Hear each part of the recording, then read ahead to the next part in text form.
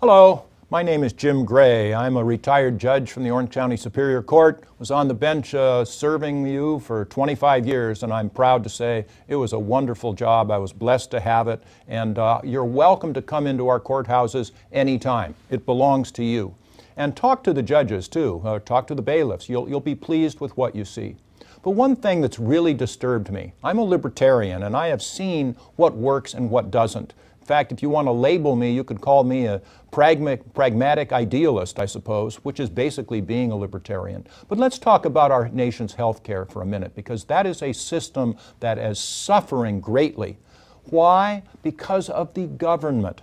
Look, I'm in my middle 60s now, and when I was growing up, it was simply not a topic of conversation at all as to I can't find reasonable health care for reasonable prices. That just wasn't discussed. It wasn't true. It wasn't an issue. Same thing with emergency rooms. We didn't have them going out of business. We had emergency rooms as needed. But then around the middle 1960s, Lyndon Johnson as president put in Medicare, got the government more and more involved in our healthcare system. And you know what? It continues to get worse. And now look at it. You know, the problem is the government is dictating to the insurance companies what they must cover. Well, insurance companies already have a contract with you as the insured saying, we'll give you this coverage, we'll give you that coverage for this price. Then the government comes in and says, oh, in addition to that coverage, you now have to cover, hair transplants or in vitro fertilization or all of these things that the insurance companies didn't count on. So then they look to cutting their costs.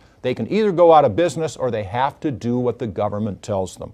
So they want to stay in business, so then they look to cut their costs. Where can they do that? The reimbursements to the medical professionals. My wife is a physical therapist, and she complains about this with regularity, and she's right, or medical doctors or others. And so they start cutting these things. So now my wife and others can't give the treatment that they want to or that are needed because they can't stay in business, and they have to reduce their services for, of course, the less amount of money. These are problems that can be overcome. How? By getting the government out of this. And I'm going to give you two examples, because today there are two areas where you, I, or anyone else can get good quality medical care for reasonable competitive prices. What are they? LASIK eye surgery and cosmetic surgery. Why?